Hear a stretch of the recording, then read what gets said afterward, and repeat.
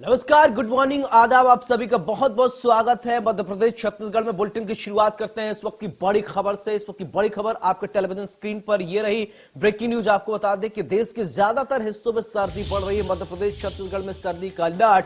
अगले 5 दिन तक घना कोहरा छाया रहेगा। दिल्ली, राजस्थान, पंजाब, हरियाणा में अलर्ट जारी कर दिया गया है। कई हिस्से में 31 दिसंबर से 4 जनवरी तक ठंड ही हो सकती है। तो आपको बता दें कि मध्य प्रदेश छत्तीसगढ़ में बड़ी ठिठुरन, बड़ी जानकारी आपके टेलीविजन स्क्रीन पर हम पहुंचा रहे हैं। दिल्ली, राजस्थान, पंजाब में लगातार सर्दी का सितम देखने को मिल रहा है। पहाड़ी क्षेत्रों में लगातार बर्फबारी से अब मैदानी क्षेत्रों में भी लगातार बारिश देखने को मिल रही है। मध्य प्रदेश छत्तीसगढ़ में सर्दी का अलर्ट जारी कर दिया गया है। आपको बता दें अगले 5 दिनों तक घना कोहरा छाया रहेगा। मौसम विभाग ने ये आशंका जाहिर की है। दिल्ली, राजस्थान, पंजाब, हरियाणा में अलर्ट जारी किया गया है। बड़ी जानकारी अपने टीवी स्क्रीन पर देख पा रहे हैं।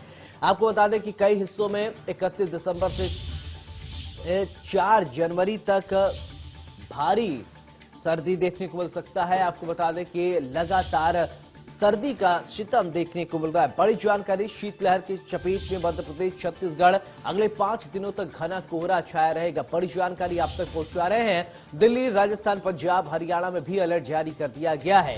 वहीं मध्य प्रदेश छत्तीसगढ़ के कई हिस्सों में बताया जा रहा है 31 दिसंबर से 4 जनवरी तक अलर्ट जारी किया गया है। भीषण सर्द पड़ सकती है, भीषण ठंडी का प्रकोप देखने को मिल सकता है। इसलिए आप प्रिकॉशन जरूर लें।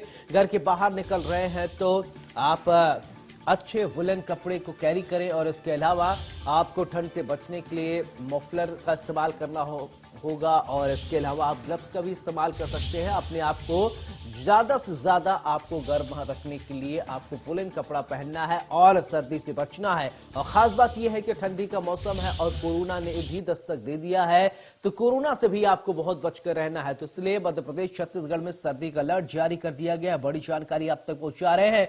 ये देखिए धुंध भरी ये तस्वीर आप अपने टीवी स्क्रीन पर देख पा रहे हैं। कोहरे की वजह से विजिबिलिटी भी कम हो रही है। बड़ी जानकारी आपने टीवी स्क्रीन पर देख पा रहे हैं। वहीं राजधानी दिल्ली की बात करें तो यहां भी तेज बताया जा रहा है कि यहां पर ठंड ज्यादा हो गई है और इसके अलावा राजस्थान में भी ठंड का सितम देखने को मिल रहा है। तो वहीं अब मध्य प्रदेश छत्तीसगढ़ में भी अलर्ट जारी कर दिया गया है। खास बात यह है कि आपको सावधानी बरतनी है और वहीं अगर आप सावधानी नहीं बरतेंगे तो ये आपके लिए ठीक नहीं होगा। वहीं अब स्कूली बच्चों के लिए भी दिक्कतों का सामना करना पड़ रहा है। स्कूल जाने वाले बच्चों को इसलिए दिक्कतों का सामना करना पड़ सकता है क्योंकि वो सुबह स्कूल जाते हैं।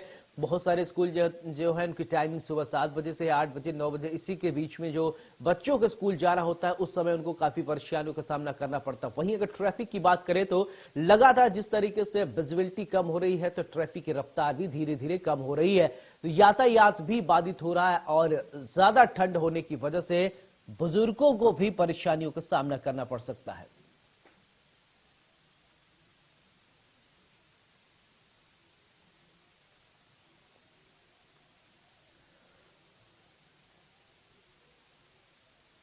इसी खबर पर ज्यादा जानकारी के साथ मेरे सहयोगी संतोष सिंह और ब्रजेश जैन जुड़ गए हैं। ब्रजेश, सबसे पहले आपसे जानना चाहेंगे कि ठंड इस समय सर्दी ज्यादा बढ़ती ही जा रही है, क्या कुछ स्थिति है आपके यहाँ? बिल्कुल, देखिए मध्य प्रदेश की बात करें तो सर्दी का सितम शुरू हो चुका है और शीतलहर की हवाएं चलने लगी हैं। अगर हम मध्य प्रदेश में पारे की बात करें तो पारा लगातार डाउन हुआ है। आज रात को जो पारे की बात करें छतरपुर और नौगांव में 6 डिग्री तक तापमान पहुंच गया है और दिन में भी सर्दी का एहसास लोगों को हो रहा है। दिन में भी चूंकि शीतलहर चल रही है तो दिन में भी लोग जो है वो अलाव या फिर गर्म कपड़ों का सहारा लेते हुए नजर आ रहे हैं और दिन का तारा जो है वो पारा मैक्सिमम जो है वो 16 से 17 डिग्री सेल्सियस के बीच है। तो कह सकते हैं कि सर्दी बहुत ज्यादा बढ़ी है और मौसम विभाग ने सौरभ चेतावनी दी है कि ये जो न्यू ईयर है वो सर्दी के साथ ही इसकी शुरुआत होगी और तेज सर्दी और पड़ने वाली है। अगले 2 दिनों में ये जो तापमान है वो और डाउन जाएगा और सर्दी और ज्यादा लोगों को परेशान करती हुई नजर आएगी। ठीक है संतोष, आपसे जानना चाहेंगे कि आपके यहाँ कैसी स्थिति बनी हुई है? देखिए सौरभ, सबसे पहले मैं बता दूं, सर्दी के बढ़ते तेवर को देखते हुए ग्वालियर कलेक्टर कौशलेंद्र विक्रम सिंह ने कल देर रात एक आदेश पारित किया है जिसमें सुबह की पाली में जो स्कूल लगने वाले थे सुबह 7 बजे और 8 बजे की पाली में जो स्कूल लगते थे अब उनका समय बढ़ा दिया गया है। अब वो स्कूल सुबह 9:30 पे लगेंगे, यानी कि ये बच्चों को काफी राहत दी गई है सर्दी को देखते हुए। अगर बात की जाए सर्दी की तो पिछले 2 दिन से कड़ाके की सर्दी ग्वालियर अंचल में पड़ रही है और सबसे ज्यादा सर्दी की बात की जाए दतिया और ग्वालियर में देखने को मिली है।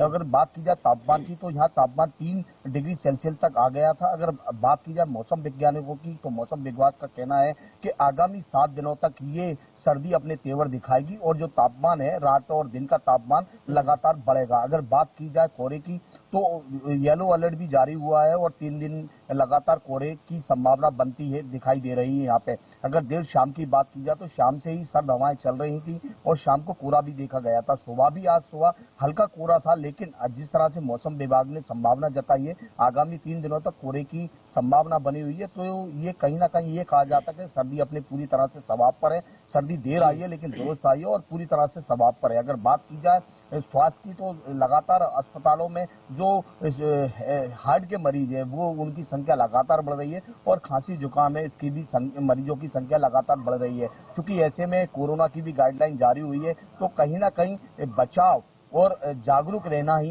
एक सतर्कता मानी जाती है कि ये सर्दी कहीं जानलेवा साबित ना हो। इसके लिए लोगों को भी अपने स्वास्थ्य का विशेष ध्यान रखना होगा। जी सौरभ। बिल्कुल ब्रजेश, आपसे समझना चाहेंगे कि एक तरफ ठंड, दूसरी तरफ अब कोरोना की भी स्थिति ठीक नहीं है। अलर्ट जारी किया गया जैसा कि चीन को देखा गया, फिर इसके बाद एडवाइजरी भारत में भी जारी की गई है। आपको सतर्क रहने की जरूरत है। अब ये कहा जाता है कि ठंड के मौसम में कोरोना पिछले 2-3 बार के रिकॉर्ड देखे तो वो बढ़े हैं।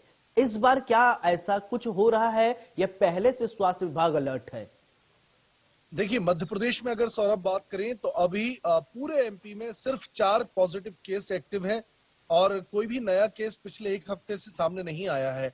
अगर हम ओवरऑल बात करें तो मध्य प्रदेश फिलहाल की स्थिति में तो सबसे ज्यादा सुरक्षित स्टेटों में नजर आता है, क्योंकि यहाँ अस्पताल में एक भी मरीज भर्ती नहीं है।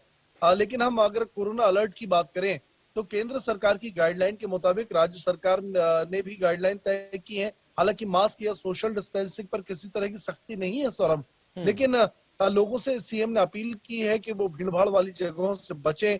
अनावश्यक तौर पर जो न्यू ईयर की सेलिब्रेशन है उनमें भीड़ भाड़ या इस तरीके की सार्वजनिक जगहों पर जाने से बचें। साथ ही मास्क पहनने की अपील की गई है। अभी देखिए, कल ही पूरे देश में मॉक ड्रिल हुई थी। मध्य प्रदेश के भी तमाम सरकारी अस्पतालों में मॉक ड्रिल की गई है। हालांकि कई अव्यवस्थाएं भी सामने आई, लेकिन ओवरऑल अगर बात करें तो फिलहाल कोरोना का संकट नहीं है। लेकिन जैसा देखने में आया सौरभ कि ठंड में इसकी शुरुआत होती है और गर्मी में एकदम से मामले बढ़ते हैं, तो हमको इसी सीजन में अलर्ट रहने की जरूरत है, सावधान रहने की जरूरत है और प्रशासन कोशिश में भी लगा हुआ है कि कोरोना जो है वो मध्य प्रदेश में इस बार ना फैले। बिल्कुल। संतोष, आपसे ये समझना चाहेंगे कि ठंड जब बहुत ज्यादा होती है तो उस समय सर्दी जुकाम बुखार ये सारे मामले जो हैं वो बढ़ते हैं और यही सारे सिम्टम्स लगभग कोरोना में भी देखने को मिलता है।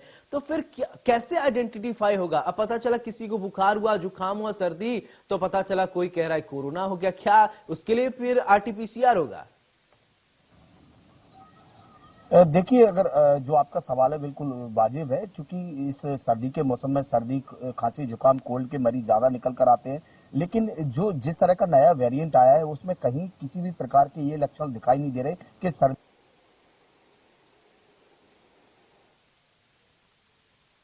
हुई है। उनका ये कहना है कि इस बार का जो वेरिएंट है उसमें आपके शरीर में जकड़न आना, हाथ पैर दर्द होना और हड्डियों में दर्द होना, इस तरह के सिम्टम्स देखने को इस जो नया वेरिएंट है उसमें देखने को मिलेंगे। फिलहाल कोरोना का ग्वालियर अंचल में कोई ऐसा अभी मरीज सामने नहीं आया है, लेकिन जिस तरह से डॉक्टर बार बार अपील कर रहे हैं और स्वास्थ्य महकमा भी अपील कर रहा है कि सावधानी ही बचाव है। हमें इस समय सर्दी में बचाव करना चाहिए और सर्दी से बचने के लिए जो हाथों में ग्लव्स है, कानों में, खासकर सुबह और शाम को कानों में अपने कैप पहन कर रह सकते हैं। और खासकर डॉक्टरों ने ये भी सलाह दी है जो सुबह मॉर्निंग वॉक के लिए निकलते हैं उनको सुबह अर्ली मॉर्निंग वॉक पे नहीं जाना चाहिए जब तक सूर्य ना आ जाए। जब सूर्य नारायण निकल आए उसके बाद ही वो मॉर्निंग वॉक पे निकले। अगर जल्दी निकलते हैं तो कहीं ना कहीं जो हार्ट के पेशेंट है उनको काफी परेशानी का सामना करना पड़ सकता है, या अस्थमा के जो पेशेंट है उनको भी खासी परेशानी का सामना करना पड़ सकता है। तो जो डॉक्टर की जो एडवाइस है इस पे अगर हम लोग इस पे पूरा अमल करें तो कहीं ना कहीं ये सर्दी के कारण जो होने वाली तकलीफ है उनसे बचा जा सकता है। अगर बात की जाए जिस तरह से आपने बात की सर्दी की, तो ग्वालियर अंचल की बात मैं आपको बता दूं, ग्वालियर अंचल में कड़ाके की सर्दी पिछले 3 दिन से पड़ रही है और उसका असर आज भी देखा गया है। अगर बात की जाए जो ट्रेनों का आवागमन है वो भी काफी देरी से चल रही है। जो सुबह की ट्रेन आ रही है 1 से 1.5 घंटे की देरी से ट्रेनें यहाँ ग्वालियर पहुंच रही है और ग्वालियर से भोपाल की ओर रवाना हो रही है। तो कहीं ना कहीं सर्दी अपनी पूरी तरह से सवाब पर है और बचाव भी एक तरीका है। अपनी सावधानी रखें और इससे जो आने वाली सर्दी में बीमारियां होती हैं उनसे बचा जा सकता है। जी सौरभ। ठीक है ब्रजेश, आपसे एक सवाल ये मैं जानना चाहूंगा। देखिए, सबसे ज्यादा दिक्कत तब होती है जब ठंड हो, बाहर से यात्री आते हैं। रैन बसेरों की क्या स्थिति है? अगर रैन बसेरे नहीं हो, बहुत सारे ऐसे मामले सामने आते हैं जब ठंड बहुत ज्यादा हो जाए तो बहुत सारे ऐसे लोग होते हैं जिनके रहने के लिए कोई माकूल व्यवस्था नहीं होती, छत पे सिर पे छत नहीं होता, उनके लिए बहुत ज्यादा दिक्कत होती है। ऐसे लोगों के लिए सरकार की तरफ से क्या कुछ व्यवस्थाएं की गई हैं? स्थानीय स्तर पर अगर भोपाल की बात करें सौरभ, तो नगर निगम तमाम इंतजाम करने में जुटा हुआ है। रात को अलाव जलाए जा रहे हैं, उसके लिए लकड़ियों की व्यवस्था जो है वो सार्वजनिक जगहों पर, चौराहों पर और जहां पर खासतौर से बेघर लोग रहते हैं वहां पर की जा रही है। इसके अलावा जो रेन बसेरे की अगर हम बात करें तो अस्थायी रेन बसेरे बनाए गए हैं। स्थायी रेन बसेरे तो भोपाल में लगभग 5-6 हैं ही, लेकिन अस्थायी रेन बसेरों की संख्या लगभग 1.5 दर्जन है जिनको ठंड के मद्देनजर बनाया गया है। टेंट लगाकर या फिर कहीं किराए पर शेड लेकर ये रेन बसेरे बनाए गए हैं। रेलवे स्टेशन भोपाल की बात करें तो एक रेन बसेरा वहां बनाया गया है। बाकी जहां पर शहर के अंदरूनी इलाके हैं, जहां बाहर से मजदूर काम करने आते हैं या कोई बहुत बड़ी कोई साइट चल रही है, स्मार्ट सिटी का काम चल रहा है, उसकी साइट के जो मजदूर है वहां पर भी ध्यान दिया जा रहा है। लेकिन तमाम व्यवस्थाएं नाकाफी हैं क्योंकि जो इंतजाम किए जाते हैं वो मजदूरों के ध्यान में नहीं आ पाते, इसका प्रचार प्रसार नहीं हो पाता, मजदूरों को जानकारी नहीं मिल पाती कि रेन बसेरे कहाँ है। और यही वजह है कि ठंड में ठिठुरते हुए सड़कों के किनारे लोग नजर आते हैं सौरभ। तो कहीं ना कहीं नगर निगम को ये देखना होगा कि जो व्यवस्थाएं की तो गई हैं वो लोगों तक पहुंचे, लोगों के फायदा भी उनको पहुंचे, तो वो जो उद्देश्य है उनका वो साकार होगा। ठीक है, अनंत रायपुर से मेरे सहयोगी जुड़ गए हैं। अनंत, आपसे ये जानना चाहिए रायपुर में कैसी स्थिति है ठंड को लेकर? जी बिल्कुल, अगर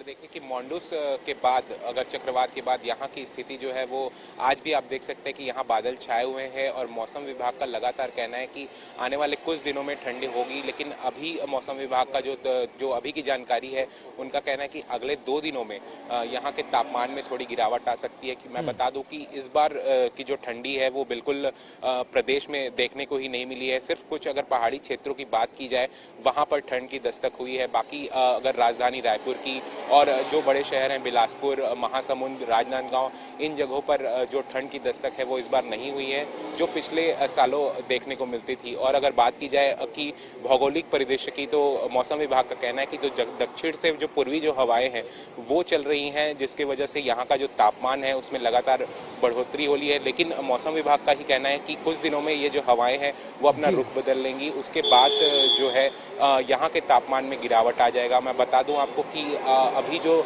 दिन का तापमान है राजधानी रायपुर का वो 30 से 31 डिग्री तक सेल्सियस तक पहुंच जाता है और जो रात का तापमान है वो 19 डिग्री सेल्सियस तक पहुंच जाता है।